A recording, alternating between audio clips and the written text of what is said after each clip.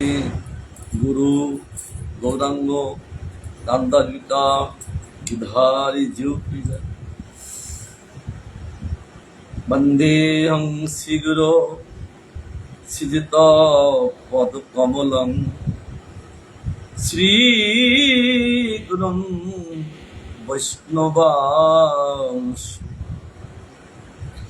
श्रीरूपं साग्रजातं सहगण रघुनाथ निमित्तं तं सजीवं साद्वैतं सावधूतं परिजन सहितं कृष्ण चैतन्य देवं श्री राधा कृष्ण पादान सहगण ललिता श्री विशाखा निमित्तं संसार सिंधु तरणे हृदय ज्योतिषे संकीर्तम मीत रसे रमते मनोच्छे प्रेमाम विधौ रणे यदि चित्तवृत्ति चैतन्य चंद्र चरणे शरणं प्रदातु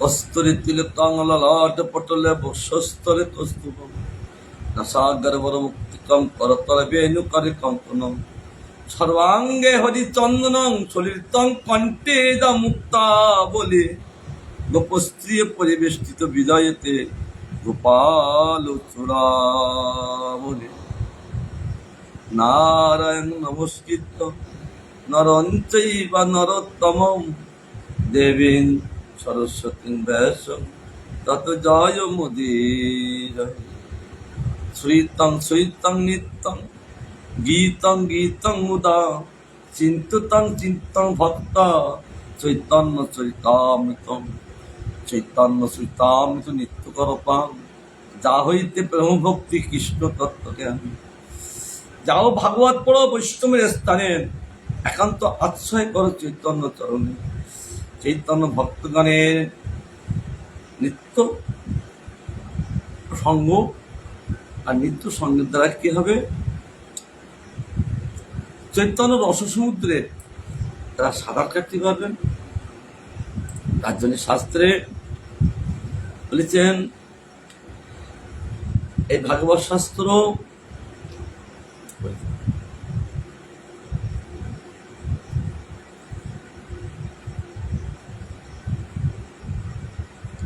যাই প্রবেশ ভগবান যে প্রসন্ন হন।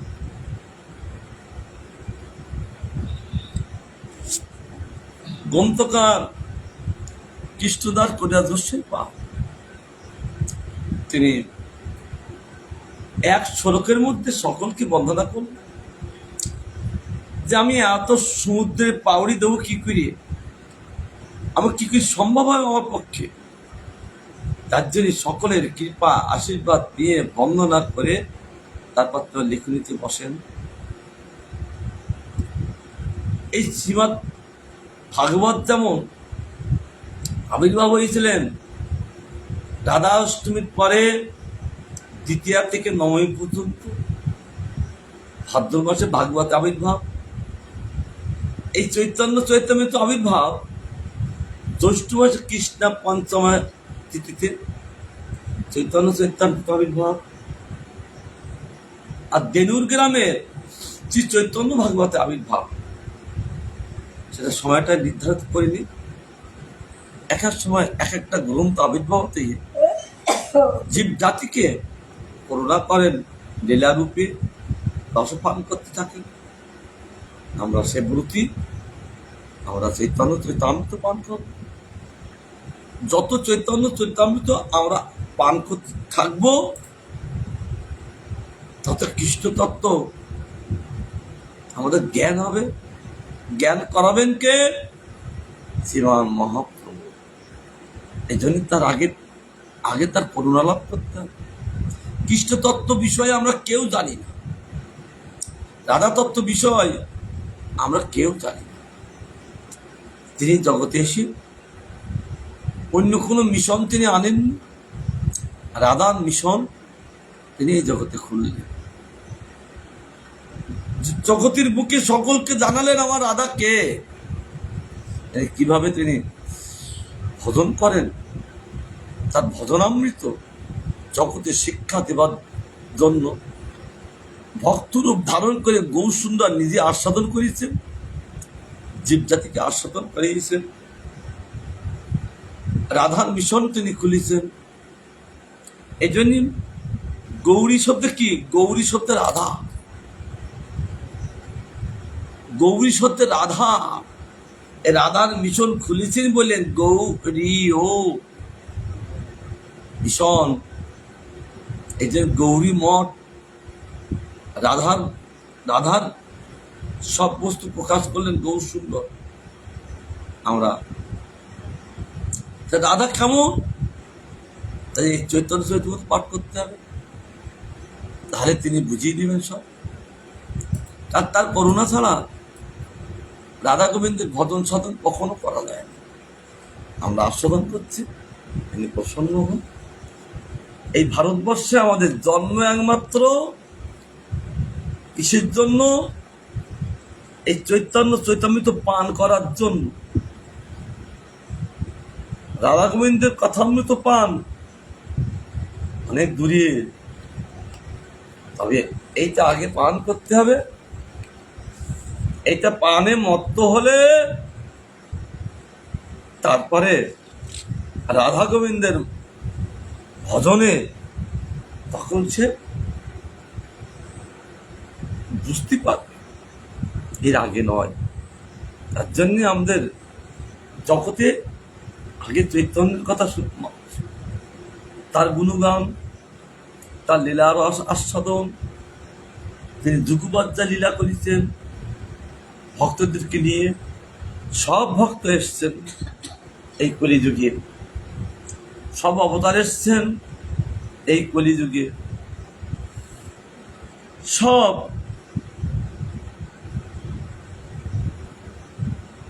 তীর্থ এসছেন এই কলিযুগে নবদ্বীপে, সব ধাম এসছেন এই কলিযুগে নবদ্বীপে।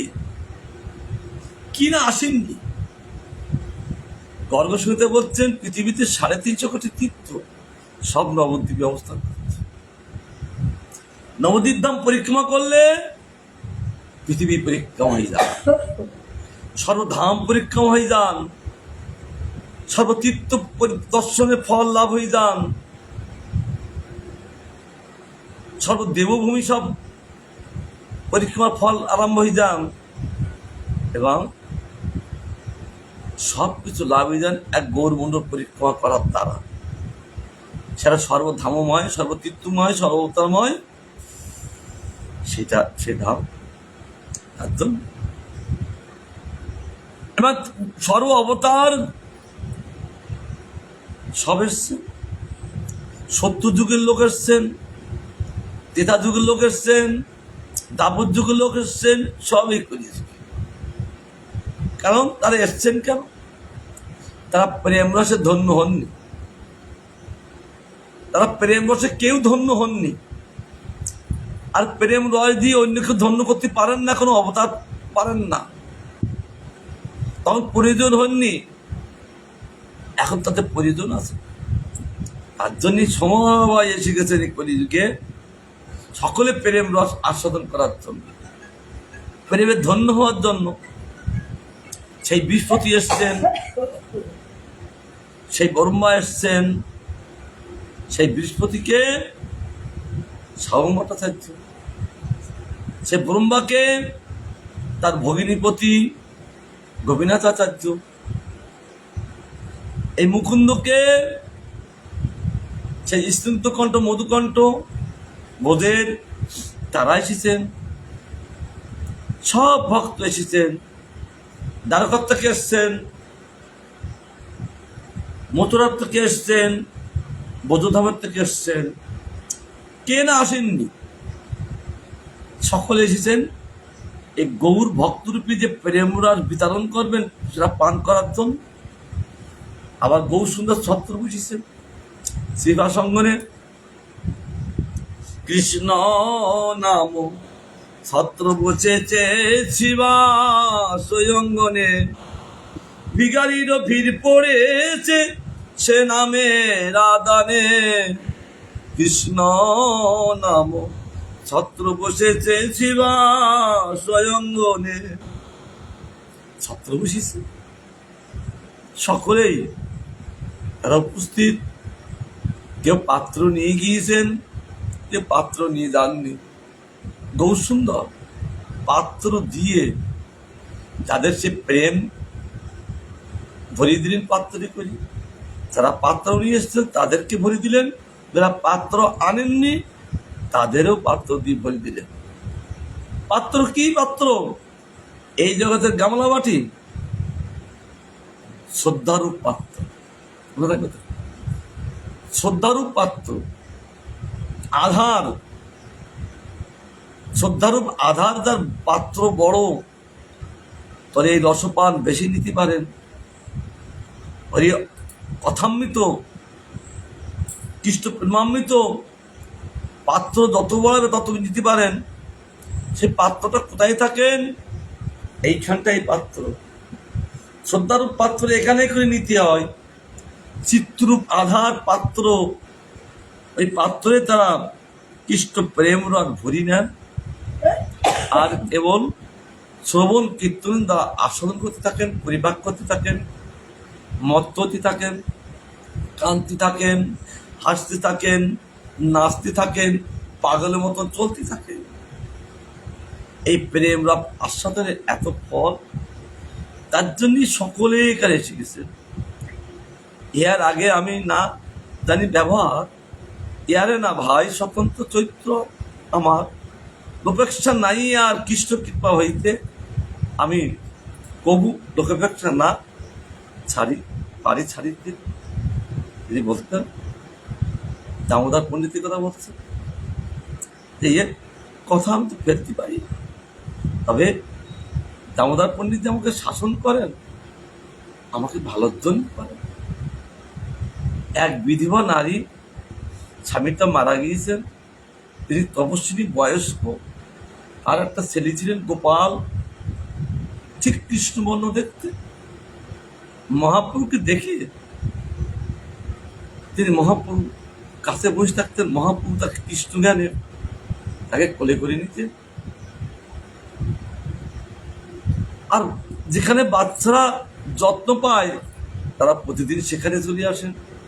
মায়ের কোল থেকে সেই গম্ভীরায় মহাপ্রভুর কাছে চলে আসতেন। এর আদর পায়, আর ভগবান আদর করছেন, সাধারণত আদর নয়। আর তার মা বাইরে থাকেন, আসেন না। দামোদর পণ্ডিতটা দেখেন, গোসাই চলে গেছেন বালকটা, রাতে কিছু প্রসাদ দিলেন, চলে গেছেন। আবার ভগবান স্বয়ং নিজে হাতে প্রসাদ দিচ্ছেন, বালকটা প্রেম হচ্ছে। ভগবান তিনি সমস্ত বিশ্বলতাকে কিন্তু প্রেম দিয়ে ধন্য করেন। এই জগতে যত জীব এসছেন সবাইকে তিনি ধন্য করেছেন কৃষ্ণ নাম দিয়ে। কৃষ্ণ পশু পক্ষী বিশ্বলতা সব জীবকে তিনি কৃষ্ণ প্রেম দিয়ে ধন্য করেছেন। একটা বালক তো একটু সামান্য কিছু নয়। তাই তিনি চলে গেলেন। গোসাই, এই গোসাইগিরি দিন কত পরে শুনতি বাবা, কারণ বিধবার পুত্র তোমার কাছে আসছে, লোকে নিন্দা করবে। হ্যাঁ গোসাই হইছে। দামোদর শাসন করতে লাগে। কি বলো দামোদর, কি বললে বুঝতে পারছে তো? ভগবান কিছু বুঝতে পারেন না, তবে দামোদর শাসনটা মানেন। সে শৈবাসকের অবতার, তিনি মানেন। তিনি তখন বলতে লাগলেন, সে বিধবা স্ত্রী তো ছেলে, তুমি তাকে যত্ন করো, তোকে কানাকানি করবে, তোমার গোসাই দিদি থাকবে। আহ দামোদর, সত্যি আমার গণের শিক্ষা, আমার যখন যখন এটা ভুল হয় তুমি শিক্ষা দাও, উত্তম। তার জন্য মহাপ্রভু বলছেন, না পারি ছাড়ে। অতএব তুমি সব রহম নীলাচলে দিনকে তো কীর্তন আমি করিও রাখলে। তিনি বলতে লাগলেন, তোমরা এখানে থাকো, আমি দিনকে তো আসবো, কয়েকদিন দর্শন করে আমি তীর্থগুলো ভ্রমণ করব, তারপর আমি যথাসময় আসবো। অন্তর ইচ্ছা সকলকে, সব তীর্থকে, সমস্ত জীবকে তিনি কৃষ্ণ প্রেম দিয়ে বৈষ্ণব করে ধন্য করেন। অন্তর ইচ্ছা সেটা খুলি বললেন না, তাদের সমাজ কেটে যাবে, ভক্ত দুঃখ পাবেন। ইয়া সবার বস প্রভু হয়ে যে যে গুণে দোষ যুগ ছলে করে গুণ আশ্রয়, এরা আমি সকলের বস। চৈতন্য ভক্ত বাৎসল্য অকথ্য কথন, অর্থাৎ কথা বলি সমাপ্তি করা যায় না তাদের ভক্ত বাৎসল্য কেমন। ভগবান যেমন ভক্তের প্রতি বাৎসল্য করেন, আর ভক্ত ভগবানের প্রতি বাৎসল্য করে। যুগপথ তাই মহাপ্রভু নিজে মুখে গান করছেন, দেখো ভক্ত বাৎসল্য অকথ্য কথন, কথা বলা যায় না, বর্ণনা করা যায় না, এত কথা তাদের বাৎসল্য এত। আপনি বৈরাগ্য দুঃখ করে না সব, কারণ বৈরাগ্য মহাপ্রভু করেন, তারা কিন্তু দুঃখ সহন করে থাকে, প্রতিবাদ করতে পারেন। সেই দুঃখ দেখি যেই ভক্ত দুঃখ পায়, সেই দুঃখ তার সত্যে সহন না দেয়। মহাপ্রভু চরম বৈরাগ্য, নিচি শয়ন, যেমন তেমন কিছু খাওয়া, কোনো বিলাসিতা নেই, কেবল কৃষ্ণপ্রেমের মত্ত, কিন্তু কষ্ট দিকে ভক্তগণের দুঃখ মহাপ্রভু বুঝতে পারলেন না। আমি যে বৈরাগ্য করছি, ভক্তদের কষ্ট হচ্ছে। গুণ দোষাদ্গার ছলে সর্ব দিশা দিলা, একাকি ভ্রমে চিত্ত বৈরাগ্য করি। তাদের প্রত্যেকের দোষ গুণ রসদ্গার দোষাদ্গার, অর্থাৎ নির্দার ছলে প্রশংসা ব্যাজস্তুতি, এগুলো ভক্তদের মধ্যে মহাপ্রভু করেন, দাপত্যযোগী করেছেন, এই যুগে তিনি ভক্তদের সঙ্গে তাই করছেন। তবে চারিজন মিনতি করিল, স্বতন্ত্র ঈশ্বর প্রভু অবনামানি। চারজন মিনতি করলে প্রভু যে একটা কথা, তুমি একাকি যেও না। সর্বদা হয়ে গেছে। হ্যাঁ হ্যাঁ, ওই জন্যে ইয়ে লাগছে, এই পর্যন্ত কপিন নিয়ে চলবে, এখান থেকে হবে।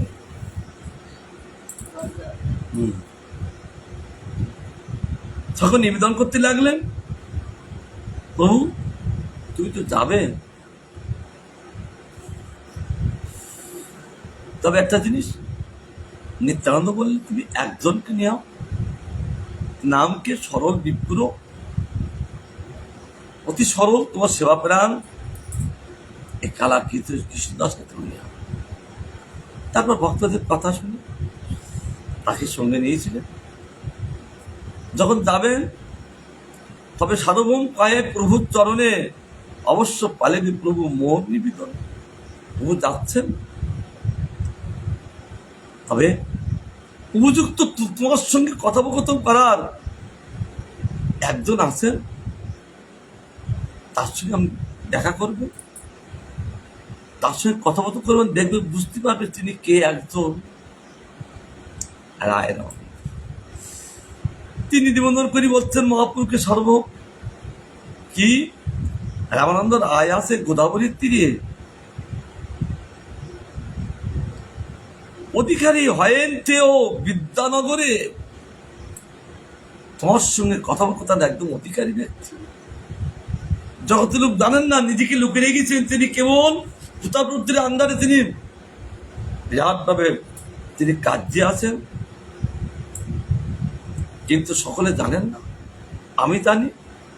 আর পুরো তার সঙ্গে তুমি দেখা করবে, উপযুক্ত তোমার সঙ্গে অধিকারী কথা বলা তত্ত্ব সে জানেন তিনি। যার জন্য রামানন্দের সঙ্গে স্বামীভট্টাচার্যের একটা মৃত্যুর ভাব ছিল, তার জন্য মহাপ্রভু যখন দক্ষিণ যাত্রায় যাবেন, সে নিবেদন করে বলছে, শুদ্ধ বিষয় কেন উপেক্ষা করিবে, কারণ তিনি শুদ্ধভাবে নিচু জাতি তিনি অবস্থান করতেন, তাকে উপেক্ষা করবে না, এড়িয়ে যাবে না, কিন্তু আমার বচনে তাদের অবশ্যই বেরোবে। আমার একটা কথা, তার সঙ্গে শুদ্ধ জ্ঞান করবে না, উপেক্ষা করবে না, আমার এই বচনটা আমার কথা শুনবে, অবশ্যই তাকে মিলিত হবে। তাহলে কি হবে, তুই রসময়, সেও রসময়, আর প্রভু তুমিও রসময়। দুই রসময় উল্লাস হবে, উচ্ছ্বাসিত হবে, রসমুদ্র কেবল প্রকাশিত হবে উভয় উভয়ে।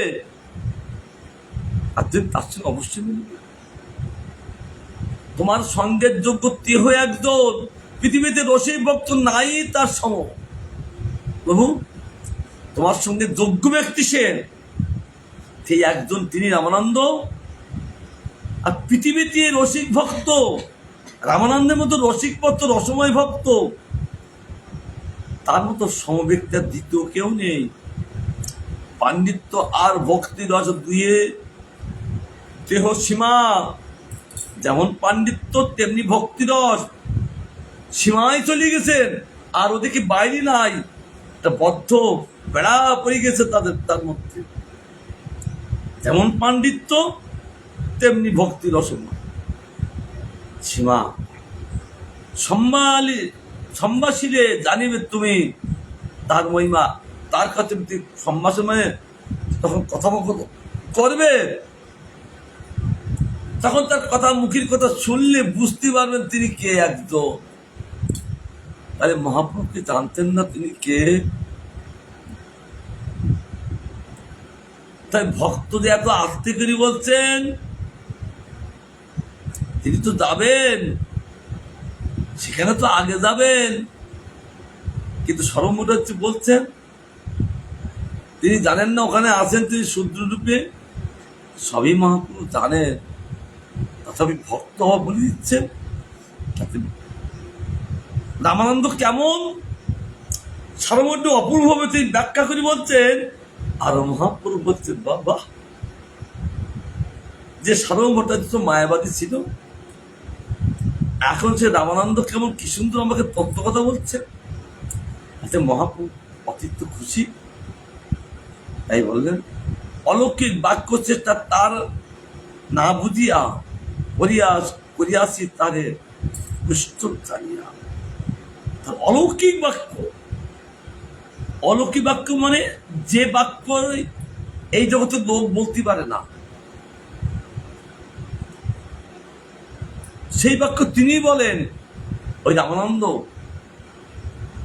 কিন্তু আমরা একসঙ্গে থাকাকালীন তার সঙ্গে পরিহাস করেছি বৈষ্ণব জানিয়া, তার সঙ্গে পরিহাস করতাম। তোমার প্রসাদে এবে জানি না তার তত্ত্ব, আমি আগে বুঝতে পারিনি, আমি মায়াবাদী ছিলাম। তোমার প্রসাদ যখন লাভ করলাম, এখন রামানন্দ কি বস্তু তত্ত্ব বুঝতে পেরেছি।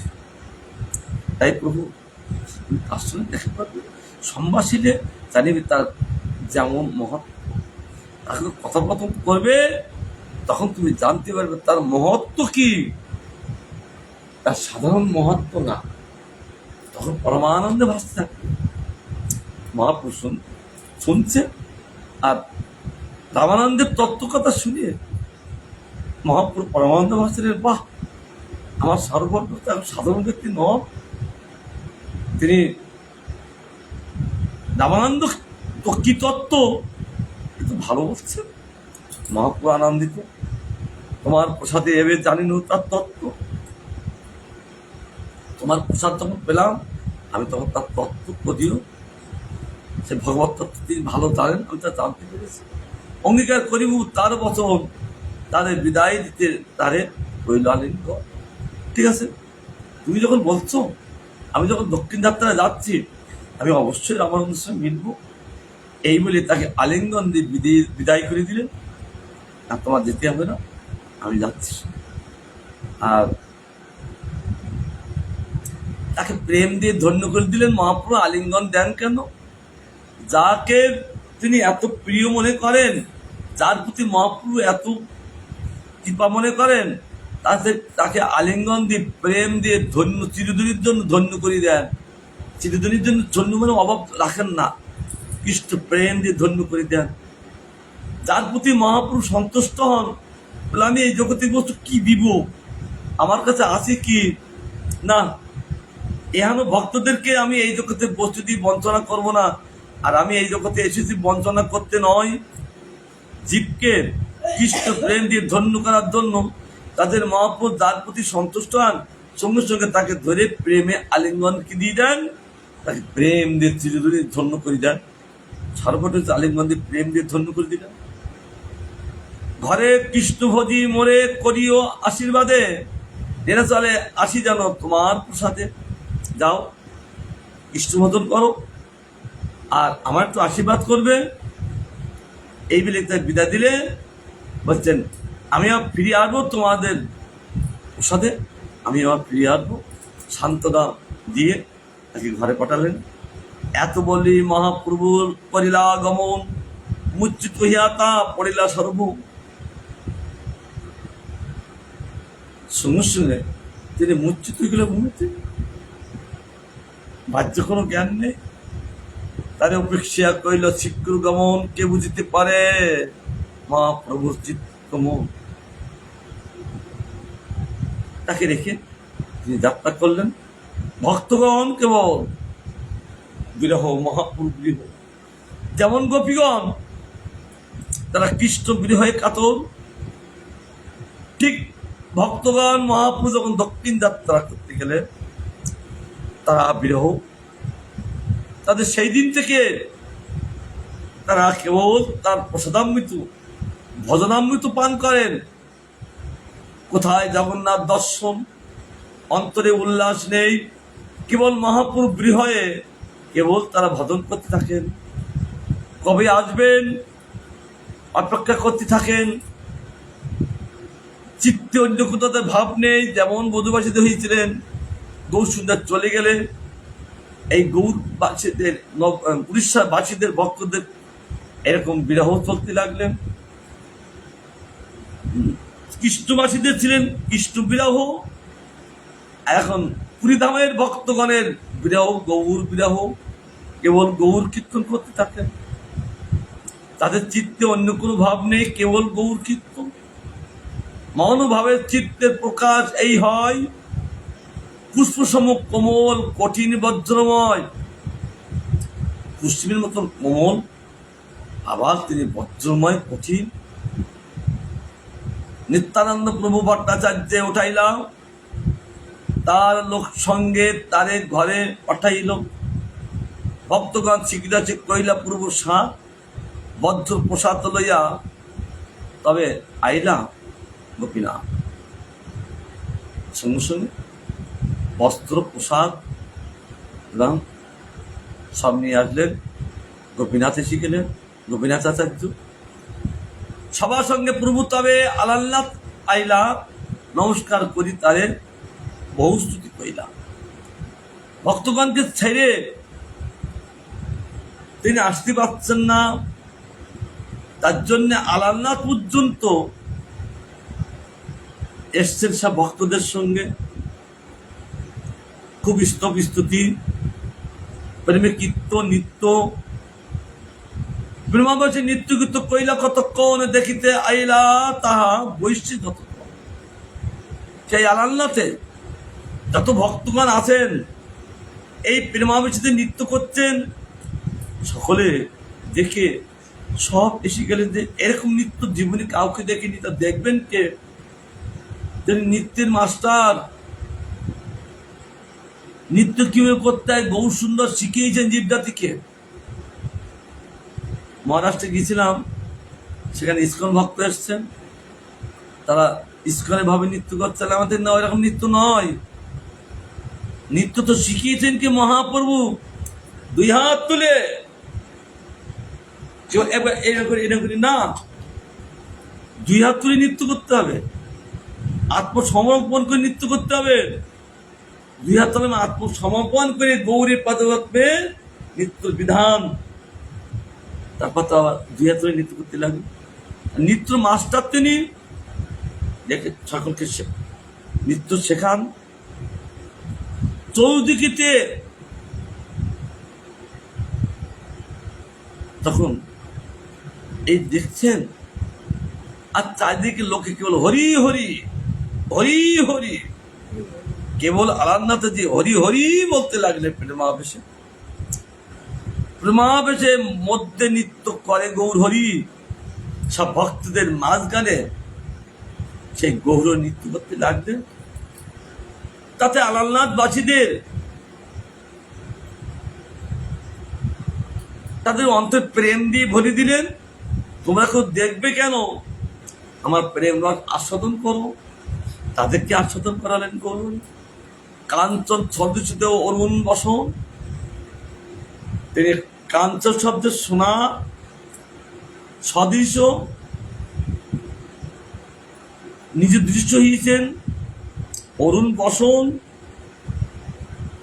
অরুণ বসন মানে অরুণ সূর্য যখন অরুণোদয় কালে ওঠেন যেমন লাল বর্ণ, তদ্রূপ মহাপুরুষ বসনটা তেমনি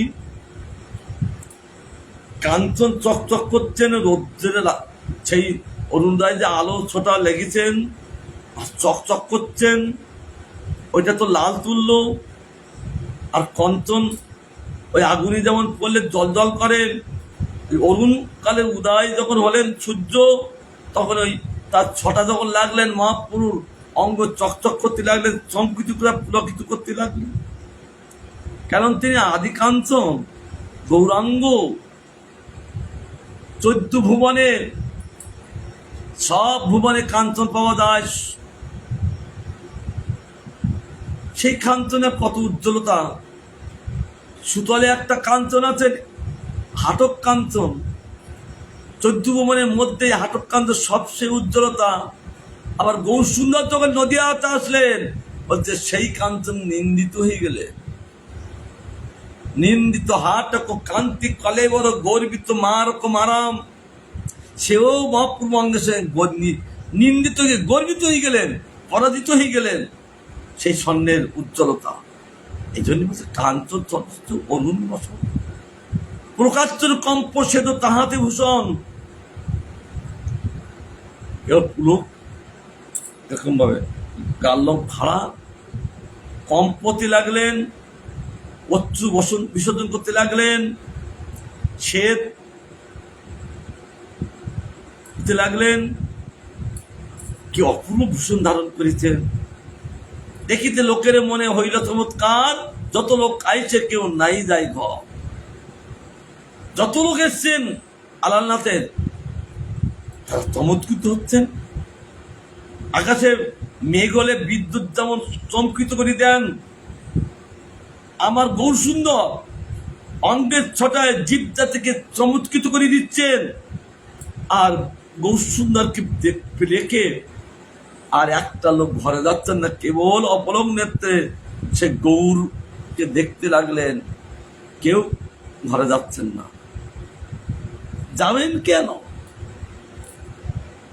সেই ভগবানকে যারা একবার দেখেন তাদের আর ঘরে যেতে হয় না, গোবিন্দ ঘরে থাকেন। আবার তাদের এত ভাবাবেশ, কেউ নাচে, কেউ গায়, কেউ কৃষ্ণ গোপাল, প্রেমেতে ভাসিরা লোক, স্ত্রী বৃদ্ধ আবাল। স্ত্রীর থেকে বৃদ্ধ আবাল বালক থেকে সকলে প্রেমে ভাসতে লাগলেন। দেখি নিত্যানন্দ প্রভু কায়ে ভক্তগণে এই রূপে আগে নিত্য হবে গ্রামে গ্রামে। আজ প্রথম গ্রামে যখন এমন নৃত্য করতে লাগলেন, তাহলে তিনি যে গ্রামে যাবেন এরা নৃত্য করবেন ভাবাবেশে। নিত্যানন্দ বলতে লাগলেন, অতিকাল হইল লোক ছাড়িয়ে না যায়, তবে নিত্যানন্দ গোসাই সিজুর উপায়। একটা লোক নিত্যানন্দ মহাপুরুষকে রেখে কেউ ঘরে যাচ্ছেন না। নিত্যানন্দ কি বলছেন, কি ব্যাপার, কি করা যায়? মধ্যাহ্ন করিতে গেলা পূর্বকে লইয়া, উপায় নেই তো। তারপর ওর মধ্যে থেকে মহাপ্রভু মধ্যাহ্ন তাকে প্রসাদ পাওয়ার জন্য নিয়ে গেলেন। তা দেখে লোক আইসে চৌধুরী ধাইয়া। তিনি একটা উপায় করলেন, মহাপ্রভুকে মধ্যাহ্ন করাবার জন্য নিয়ে গেলেন, আর যেখানে যাচ্ছে সব লোক এসে গেল, চৌদিকে চারিদিক থেকে লোক এসে গেল। মধ্যাহ্ন করিতে আইলাম দেবতা মন্দিরে, নির্জন প্রবেশী কপাট দিল বইয়ের দ্বারে। যখন মহাপ্রভুকে মন্দির মধ্যে প্রবেশ করলেন, বাড়ালেন, সঙ্গে সঙ্গে বাইরে কপাট বন্ধ করে দিলেন। আর কি, তবে দুই প্রভুরে গোপীনাথ ভিক্ষা করাইলাম, পূর্ব শেষ প্রসাদান্ন সবে বাটি খাইল নিত্যাঙ্গপুরকে, আর গৌরসুন্দরকে ওই আলারনাথের পোশাক দিলেন। গোপীনাথ আচার্য তিনি ব্রহ্মার অবতার, সারুম ভট্টাচার্য ভগিনীপতি, আর তাদের অবশেষ বাইরে যত ভক্ত তাদেরকে সব পাঠিয়ে দিল, মানে ভাগ করে দিলেন। তারা সেই প্রসাদ পেয়ে উন্মত্ত, তারপর বৈদ্যার মতো খুলে দিলেন। সেই প্রসাদ পেয়ে ভক্তগণ বাহ্যিক কোনো জ্ঞান নেই, কেবল প্রেমানন্দে ভাসতে লাগলেন। শুনি শুনি লোক সব আসি বৈদ্যারে, হরি হরি বলি লোক কলবর, কেবল হরি হরি বলতে লাগলেন। তার এসে কলরব আওয়াজ করতে লাগলো। তবে মহাপ্রভু তার করাইলা মোচন, আনন্দে আসিয়া লোক আইলা পাইলা দর্শন। বলছেন না, আমি তো এসেছি সকলকে দর্শন দিয়ে কৃপা করার জন্য। বাইরে এত কলরব, এত আওয়াজ, মানে হচ্ছে বিরাট ভাবে, মানে মহাপ্রভুকে দর্শন করার জন্য লোক ঠেলাঠেলি করতে লাগলেন। এ বলছেন আমি আগে দেখবো, যেমন হয়, এ বলছেন আমি আগে দেখবো। এই করতে করতে বাহ্যিকানোর জ্ঞান নেই, কেবল মহাপ্রভুকে দর্শনের জ্ঞান। মহাপ্রভু তাদের ভাব লক্ষণ দেখে তিনি দরজা খুলে দিলেন, বাইরে আসলেন। সেই লোক সব দর্শন পেয়ে পরমানন্দে ভাসতে লাগলেন। কারণ তিনি গোবর্ধন তলে নিত্যকাল থাকেন, ওই আলারনাথ গোবর্ধন কুঞ্জ, হ্যাঁ ওই আলারনাথ গোবর্ধন কুঞ্জ, অর্থাৎ এদিকেও ওখানে আছে রাধাকুণ্ড, শ্যামকুণ্ড আর গোবর্ধন। এই জন্য গোবর্ধন কুঞ্জ, যেমন চৈতন্যমান মাছির বাড়ি তেমন গোবর্ধন কুঞ্জ, আর পুরীধামে আলারনাথ গোবর্ধন কুঞ্জ। তাতে মহাপুরুষ বিরায়ে 15 দিন ওখানে এই কৃষ্ণ বিরায়ে কেবল অঙ্গ গলিত হয়ে গেছিলেন, এখন তো সে দাগ আছেন। এই মতো সন্ধ্যা পর্যন্ত লোক আছে যায়, বৈষ্ণব হইলা লোক সবে নাচে গায়। এইরকম ভাবে সন্ধ্যা পর্যন্ত লোক যাচ্ছে আর আসছে, যাচ্ছে আর আসছে। সব ভক্তকে তিনি বৈষ্ণব করে দিলেন মহাপ্রভু, আর সকলে নাচতে লাগলেন, গাইতে লাগলেন, পরমানন্দে ভাসতে লাগলেন। কি অপূর্ব তিনি রূপ প্রকাশ করে সবাইকে তিনি সুখী করতে লাগলেন। তবে তিনি তখন করেছেন, আমরা এখন কি আস্বাদ বলে, এখনো আস্বাদ, এখন সেই নিত্যলীলা এখনো আস্বাদন। এত প্রেমময় হয় কি করিয়ে? কারণ তিনি কথারূপী জগতে অবস্থান করেন, লীলারূপী অবস্থান করেন, আর অক্ষররূপী অবস্থান করেন। তিনি চৈতন্য চৈতামৃত চৈতন্য ভাগবতে অক্ষরূপে গৌরসুন্দর অবস্থান করেন। তাদের চৈতন্য চৈতামৃত পাঠ করা মানে এই সঙ্গ করা। একথা কাকে কে বলেছিলেন? একথা ভগবান উদ্ধবকে বলেছিলেন। ভগবান 125 বছর লীলা করে যখন চলে যাবেন প্রবাসে, পিপল গাছ তলায় ডালে বসে আছেন, উদ্ধব সেই সময় দিয়ে তিনি হাত জোড় করে বলতে লাগলেন, ভগবান আমিও যাবো। উদ্ধব বলছেন, না তোমার যাওয়া যাবে না, তোমার জগতে থাকতে হবে। ভগবান বললেন, আমি তো তোমার সঙ্গে ছাড়া আমি কার সঙ্গে করবো? আমি তো নিত্যকাল তোমার সঙ্গে থাকি, তুমি চলে গেলে আমি কার সঙ্গে থাকবো? ভগবান বলছে, তুমি চিন্তা করো না, আমি নিত্যকাল এই কলিযুগে থাকবো। সঙ্গে সঙ্গে ভগবান একটা তেজ উদ্ধবের সামনে একটি তেজ প্রকাশিত হলেন। কি ভাগবত রূপে তিনি তেজ প্রকাশিত করে উদ্ধবের সামনে একটা তেজ ভাগবত মধ্যে তিনি প্রবেশ করলেন। উদ্ধব, আমি আর এই ভাগবত একই কলেবর। সঙ্গে সঙ্গে ভাগবতে আবির্ভাব হলেন কলিযুগে। মহাপ্রভু ভাগবতের মধ্যে অবস্থান করেন। তুমি যখন এই ভাগবত পড়বে আর আমাকে দেখবে, আমাকে দেখবে। এখনো বুদ্ধ উদ্ধব তিনি ভাগবত পড়ে যাচ্ছেন, কারণ ওই ভাগের মধ্যে ভগবানকে দেখছে। তিনি সকলকে ভগবানকে দেখাতে পারেন। এই যে শাস্ত্রী বিধান, আমার প্রভুপাদ তিনি ভাগবত পড়তেন সকালবেলা 6টা থেকে 11টা পর্যন্ত। তিনি কেবল ভাগবত পড়ি চলেছেন, হাসছেন, আনন্দ করছেন, আবার কাঁদছেন, রসময় হয়ে যাচ্ছেন। যেহেতু রসময় পুরুষকে দেখছেন ভাগবতের মধ্যে। ভাগবত কৃষ্ণ কলেবার তমাদে দেবং করুণা নিদানং তমালবর্ণাং সুইতবতারং।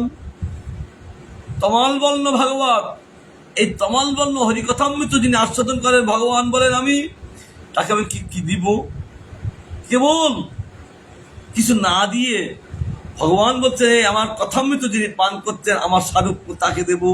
তাকে কৃষ্ণ কলেবর দিয়ে তাকে মত্ত করে গোলক বৃন্দাবনে পাঠিয়ে দেয় শ্রীমৎ ভাগবত শোনার ফল। তদ্রূপ আমি তো মনে করি গৌর সুন্দর কেবল জাননি, এই লীলারূপে জগতে অবস্থান করছেন।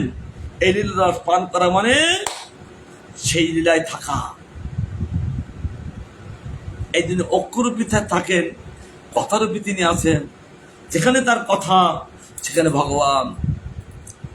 তার জন্য পরীক্ষিত মহারাজ জিজ্ঞাসা করছেন, গুরুদেব ভগবান কোথায়? তিনি বলছেন ভগবান কোথায়? সুখদেব গোস্বামী মহারাজ বলছেন ভগবত কথায়।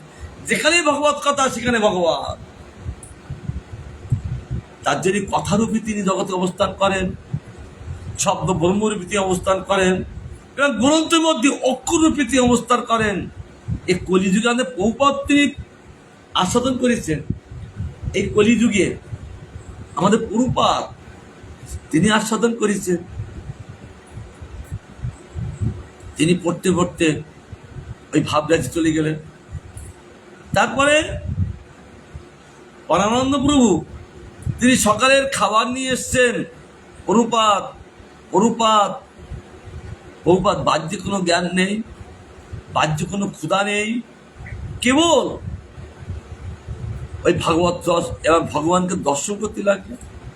তিনি কি করলেন? জল খাবারটা রেখে গ্রন্থটা বন্ধ করে দিলেন। আর শুনছে প্রভুপাদ রেগে গেলে এই পড়া আমাকে পড়তে দিল না। কেন তিনি রেগে গেলেন? কেন? ভক্ত যদি ভগবানকে দর্শন করতে না পায়, দর্শনে বাধা হলে রেগে যায়। আজ প্রভুপাদ ভগবানকে দেখছিলেন ভাগবতের মধ্যে, তার জন্য বন্ধ করে দিলেন, দেখতে পেলেন না, রেগে গেলেন। তখন তিনি বললেন, প্রভুপাদ আপনাকে পড়ার বন্ধ করা আমার উদ্দেশ্য না, উদ্দেশ্য আপনি কিছু গ্রহণ করুন, তারপর আবার পড়ুন, আমার আপত্তি নেই। তাই প্রভুপাদ তিনি যে ভাগবতের মধ্যে কৃষ্ণকে দেখছেন, তো আমি মনে করি আমার গুরুমাল তিনি নিত্যকাল ভাগবতের মধ্যে ভগবানকে দেখতেন। প্রত্যক্ষ দেখলাম ওই ভাগবত পড়তে পড়তে হাসতে লাগেন, আনন্দ করতে লাগেন। অর্থাৎ তিনিও দেখছেন, ভাব যাচ্ছে।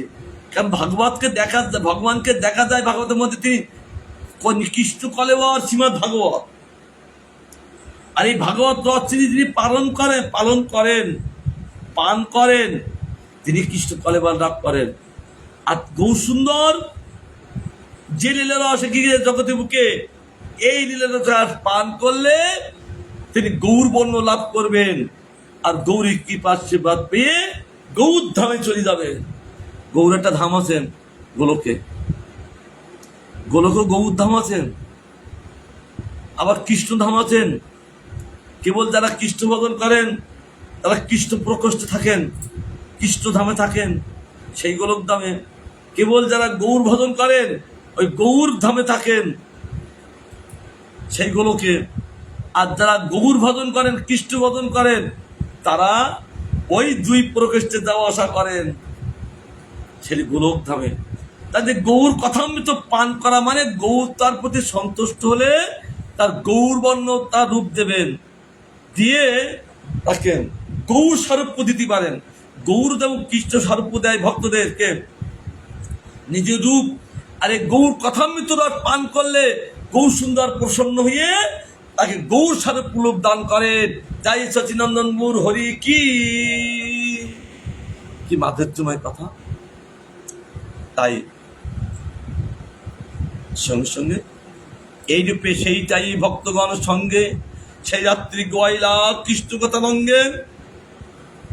একটা ভক্তগণ তারা যে আসছেন কেউ ঘরে যাচ্ছেন না, মহাপ্রভু তাদেরকে পাঠাতে পারছেন না, কেবল গৌর দর্শনামৃত তারা করতে লাগলেন। দর্শনটা অমৃত স্বরূপ, পান দর্শনামৃত পান করতে লাগলেন। তারা পান ফেলে দিয়ে যেতে পারেন না, কেবল গৌর দর্শনামৃত পান করতে থাকেন। তার জন্য মহাপ্রভু বলছেন আজ আবার দেওয়া হলো না। ভক্তগণও সেখানে রাত্রি থেকে গেলেন সেই আল্লাহনাথে।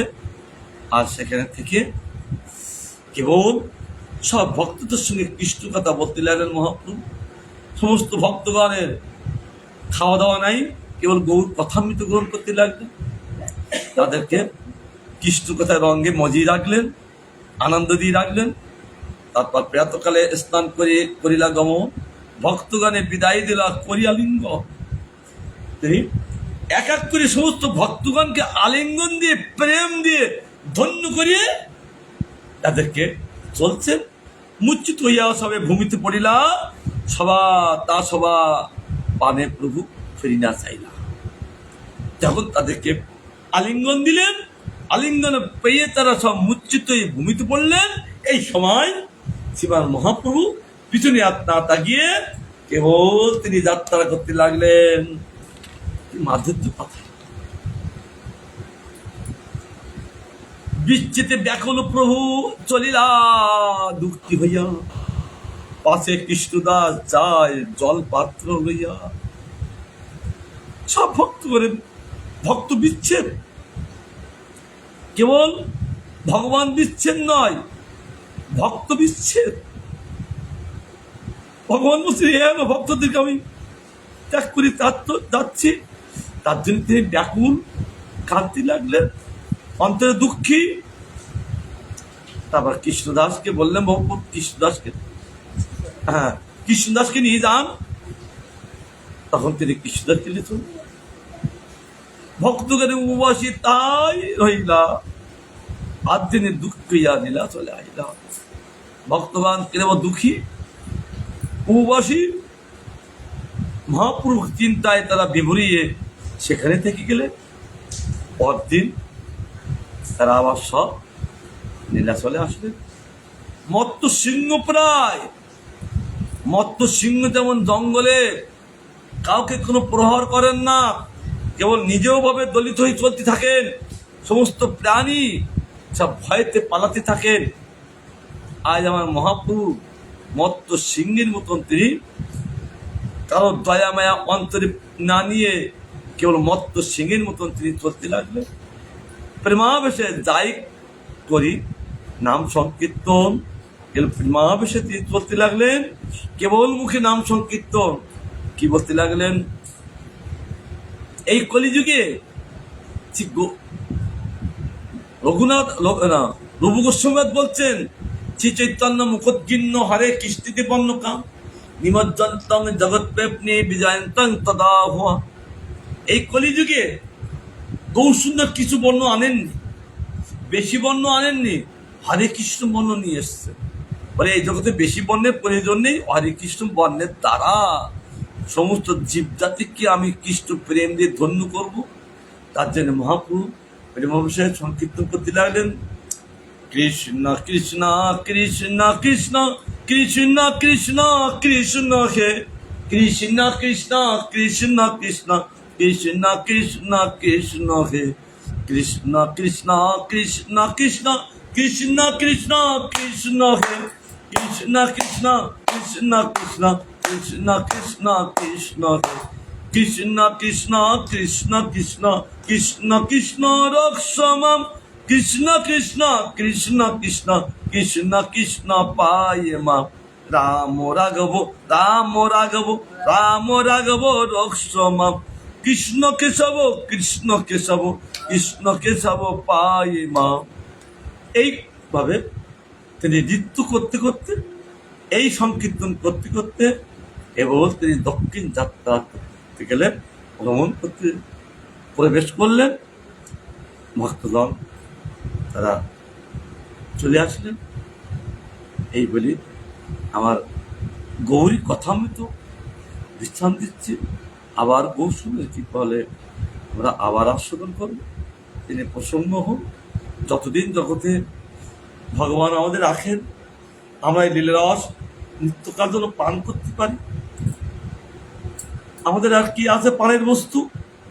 এই জগতে আর কোনো পানের বস্তু দ্বিতীয় কিছু নাই। এই হরি লীলামৃত, গৌর কথামৃত আমাদের পানের বিষয়। এই পান করলে আর অন্য কোনো পানের কোনো আশা থাকে না।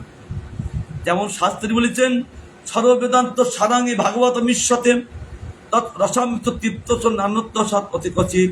এই ভাগবতামৃত যিনি পান করেন, অন্য কোনো পানের তাদের রুচি থাকে না, কখনো পান করেন না। আমি মনে করি সর্ববেদান্ত সার এই গৌর কথা, এই গৌর কথা যিনি পান করেন, অন্য কোনো রস পান করার তাদের আর রুচি থাকেন না। একমাত্র এত রুচিকর কথা, এত রুচিকর লীলা, এত রুচিকর ভক্ত, রুচিকর ভগবান আর রুচিকর লীলা তিনি করে চলেছেন। জীব জাতি তার এই লীলা রস এবং রুচিকর যুক্ত তারা পান করতে থাকেন। জয় গোবিন্দ, জয় গোপাল, জয় গৌরহরি। তিনি প্রসন্ন হন। জয় বাঞ্ছা কল্পতরুভস্য কৃপা সিন্ধু বিভূত পতিতানাং পাবনেভ্যো বৈষ্ণবেভ্যো নমো নমঃ।